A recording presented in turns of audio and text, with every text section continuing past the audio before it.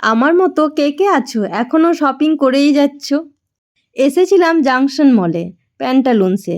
তবে এখানে খুব একটা কিছু পছন্দ হয়নি। খুব বেশি ভিড়ও ছিল না, কালেকশনও খুব একটা ছিল না।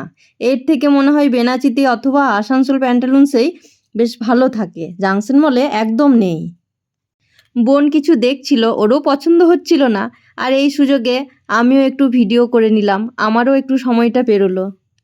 যদিও খালি হাতে বেরোয়নি, এরপরেই চলে গেলাম ক্যাম্পাসে জুতোর দোকানে।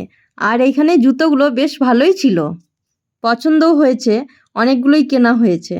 জুতো পছন্দ করতে খুব একটা সময় লাগায়নি, খুব তাড়াতাড়ির মধ্যেই হয়ে গেছে।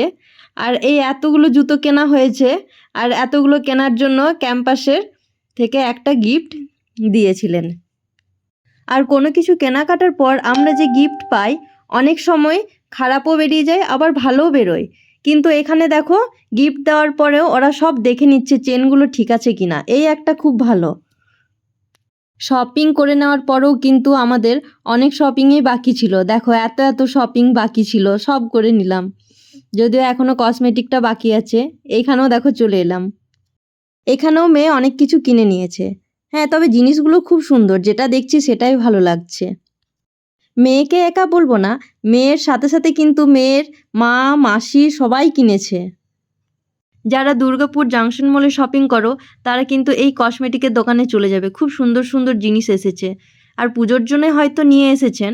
খুব সুন্দর, যেটা দেখছি সেটাই কিন্তু ভালো লাগছে, অন্য সময় কিন্তু থাকে না। এখানে সব রকম বাজেটের মধ্যেই আছে। এখানে আমরা অনেক কিছুই কিনেছিলাম। বাড়িতে এসে দেখলাম জিনিসগুলো বেশ ভালো, তাই তোমাদেরকেও বলছি তোমরাও এখান থেকে কিনে নিতে পারো। আমি বাড়ি থেকে বেরিয়েছিলাম স্মার্ট বাজারের উদ্দেশ্যে, কারণ 2 অক্টোবরে কী অফার চলছে আর গ্যাস ওভেনে কতটা অফার দিচ্ছে সেটাই দেখতে গিয়েছিলাম। কারণ আমার গ্যাস ওভেনের দরকার ছিল, তাই আমি দেখতে গিয়েছিলাম। ভিডিও ভালো লাগলে লাইক কমেন্ট করে দিও, আর ফলো করতে ভুলো না।